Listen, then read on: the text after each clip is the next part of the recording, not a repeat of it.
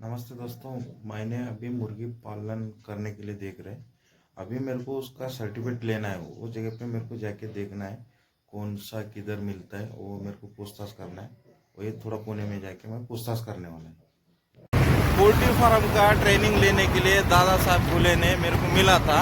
उनके साथ में मेरे को ट्रेनिंग के लिए मेरे को जाना है उनके पास। अभी मेरे को भूले साहब ने लेके जाने वाला है।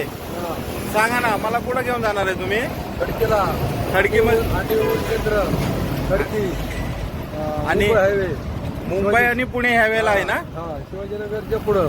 ठीक आहे ठीक आहे. मी पण जाणार आहे त्यांच्या बरोबर. त्यांचं फॉर्म भरायचं आहे. फॉर्म भरून आहे ना त्यांना द्यायचं आहे आणि नंतर आपल्याला ट्रेनिंग सुरू कधी होतं ते पण बघायचं आहे आपल्याला. राष्ट्रीय शासनाचे संवर्धन खाते अंडी मध्यवर्ती अंडी उबवण केंद्र खडकी. दोस्तों, ये मुर्गी पालने के लिए इधर ट्रेनिंग लेना पड़ेगा और अंडा जो बनाना, अंडे का उद्योग करने के लिए भी इधर ये जगह पे आके ट्रेनिंग देना पड़ेगा, तभी तो हम लोग को सर्टिफिकेट मिलेगा। जिसको भी अगर ट्रेनिंग लेना रहेगा ना, इधर आके सर का, डॉक्टर सर का नंबर है और नंबर लेके इनको कांटेक्ट कर देने का और इनसे पूछ लेने का कि कौन सा टाइम पे ट्रेनिंग रहेगा, तो सर ने बता देगा हम लोग को। ऑफिस के अंदर मैंने पूछताछ किया, उसके बाद में उधर ट्रेनिंग का ऑफिस है, उधर स्कूल चालू होता है, वो जगह पे हमको देखना है। इधर ही अपना ट्रेनिंग होने वाला है। ये ट्रेनिंग का स्कूल है ये। अभी अंदर जाना है, अंदर है, लोगों ने बैठा है। 10 बजे सब 10 बजे तक आ जाएगा। ये इधर 10 बजे के बाद में हमारा क्लास चालू हो जाएगा। RD, त्याच्यानंतर कोंबड्याची देवी फाउल पॉक्स, त्याच्यानंतर मॅरॅक्स, गंबरो म्हणजे इन्फेक्शियस बर्सल डिसीज आणि इन्फेक्शियस ब्रॉन्कायटिस. अजून भरपूर आहेत, हे थोडे थोडे त्यांनी दिले. त्याच्यानंतर जीवाणूमुळे साल्मोनेल्ला, फाउल टायफॉइड, कोलाई बॅसिलोसिस कोरायझा, बुरशीमुळे ब्रुडर निमोनिया, फेवर्स, थ्रश एक आजार आहे. आता विषाणूमुळे होणारा रोग म्हणजे राणीखेत पहिला. या रोगाला न्यू कॅस्टल डिसीज असं म्हणतात. आपल्याकडे हा रोग मानमोडी या नावाने ओळखला जातो आणि सुरुवातीला तो राणीखेत या गावात सापडला म्हणून आपण त्याला राणीखेत असं म्हणतो. हा रोग राणीखेत या गावामध्ये उत्तर प्रदेशात सन 1927 मध्ये प्रथम आढळला. त्यामुळे या रोगाला राणीखेत असं नाव पडले. हे बघा, 8 ते 10 दिवसात 90 ते 100% पक्षी मृत्यू पावतात. सौम्य स्वरूपाच्या रोगामध्ये पक्षी वेगवेगळी लक्षणे दाखवून त्यानुसार मरतूक, तरी सुद्धा त्याच्यात मरतूक 40 ते 60% आहे. म्हणजे महत्वाचं काय आहे, त्यांना त्यांच्या हालचालीवर नियंत्रण ठेवता येत नाही आणि मान वेडी वाकडी होते आणि अशी मान पडून ते पडतात आणि मरतात. कारण काय होतं, जो विषाणू आहे तो मेंदूवर काम करतो, त्या मज्जातंतूवर त्यांनी काम केलेलं असतं आणि त्याच्यामुळे त्यांचं कंट्रोल सुटलेलं असतं. मान अशी शेवटी असं करून पडलेलं असतं, मान अशी वेडी वाकडी करून अशी वाकडी टाकलेली असते, म्हणून त्याला आपण आजार मानमोडे असा आजार म्हणतो. ठीक आहे.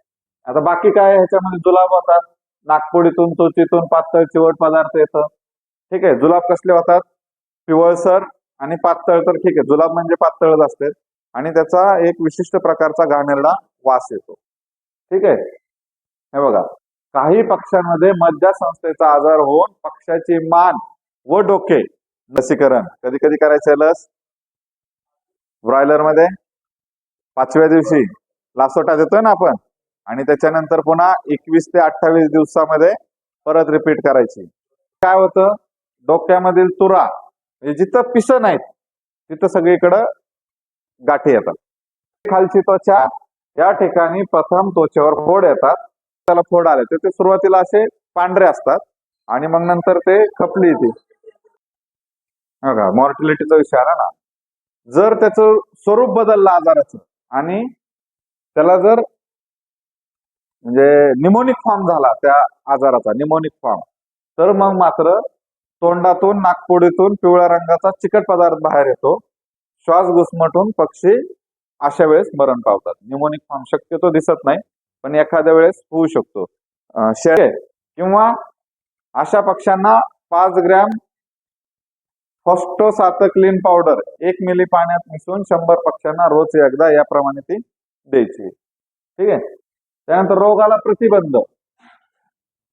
हा रोग होऊ नये म्हणून पहिले लसीकरण 6व्या आठवड्यात आणि नंतरचं 16व्या आठवड्यानंतर बूस्टर द्यायचा आहे. ठीक आहे. कसं द्यायचंय? पंखात. त्याला काय म्हणायचं? लॅन्सेट. मॅरेक्स मध्ये काय होतं? लंगडतं. याच्यात सुद्धा मृत्यू होतात बरं का. कधी आढळतो हा रोग? अंडी उत्पादन सुरू होण्याआधी 3 ते 4 आठवडे वयामध्ये आणि त्यानंतर 6 ते 20 आठवडे वयाच्या पक्ष्यांमध्ये या रोगाची बाधा होऊ शकते. रोगाची लक्षणं तीच परत. पक्षी मलूल होणे, श्वसनाचा त्रास, खात नाही. ठीक आहे. 12 आठवड्यापेक्षा जास्त आठवड्याचे पक्षी या रोगाची बाधा झाल्यानंतर चालताना लंगडतात. त्यांचं एक किंवा दोन्ही पाय किंवा पंख लुळी पडतात, म्हणजे पॅरालिसिस झाल्यासारखं होतं त्यांना. पक्ष्यांच्या मानेची हालचाल वेडीवाकडी होते. बरोबर आहे. आणि जमिनीकडं तोंड राहून पक्षी दोन्ही पायांच्या मध्ये असं टाकतात. मी तुम्हाला म्हणलं की काही पक्षी असे होऊन मरतात. काल पहिल्याच दिवशी रोग प्रतिबंधक लस स्नायूमध्ये, मानेवर किंवा पायामध्ये प्रत्येक पिल्लांना 0.2 मिली या प्रमाणामध्ये टोचली जाते. हॅचरीमधूनच पिल्लं घेणं गरजेचं आहे. त्याच्यानंतर मोस्टली ब्रॉयलर मध्ये हा असतो आणि लसीकरण याचं 12 ते 14 दिवस. बाकी लक्षणं काय दिसतात याच्यामध्ये बघा. हो का, या रोगाला पक्ष्यामधील एड्स असंही नाव आहे. कारण का काय सगळ्यात महत्वाचं म्हणजे ते स्वतःच्याच गुदद्वाराला चोची मारतात. माग असं स्वतःच्या झाला त्रास होत असतो. तिथं ते सूज झालेले असते, त्याला दुखत असतं. तो जो बरसा असतो तो क्लोएकाच्या खाली असतो. ठीक आहे. नंतर डोळे खोल जातात आणि त्वचा कोरडी पडते. पक्षी उभे राहू शकत नाहीत, जमिनीवर बसून किंवा पडून राहतात. आता दुसरं बघायच्यात. आणि त्यांच्या शेपटीकडील बाजूला पातळ चिकट पदार्थ आणि गादीचे मटेरियल तुम्हाला चिकटलेलं आढळतं. ठीक आहे. जिवंत राहिलेले पक्षी अत्यंत अशक्त आणि रोगातून बरे होण्यासाठी 3 ते 4 आठवडे एवढा वेळ घेतात आणि ब्रॉयलरला होतं. आता मेलेल्या पक्ष्याचं जर आपण शवविच्छेदन केलं तर गुदद्वाराच्या आतल्या बाजूला बरसा नावाची आतली ग्रंथी आकारानं 5 ते 6 पट वाढलेली आढळते आणि या लक्षणावरून रोगाची खात्री करता येते. आता आपण जर कापलं तर तो बरसा आपल्याला सापडणार सुद्धा नाही, एवढा छोटा आहे. आणि नंतर मग त्याची साईज अशी एवढी होती. नाही, आणि बरसा नंतर मोठ्या जनावरांमध्ये रिग्रेस होत असतो. वाढल्यानंतर नंतर काय होतं, जसं वय वाढलं त्या ह्याचं पक्ष्याचं तसा तो बरसा रिग्रेस होतो, म्हणजे त्याची साईज कमी होते. रोग होऊ नये म्हणून लसीकरण कधी करायचंय? तिथलं वाचू नका. 12 ते 14. 12 ते 14. ठीक आहे. झालं ना, आपण बरेच दिवस सांगितलं 12 ते 14. 7, 14, 21. आणि नंतर पक्षी गेल्यानंतर सर्व निर्जंतुक करायचंय, फॉर्मॅलिन. बरोबर आहे याचं. आता आपण तिकडे जाऊ. उद्या लक्षात ठेवा कुठून सुरुवात करायची आपल्याला. Infectious bronchitis. बरंच आहे.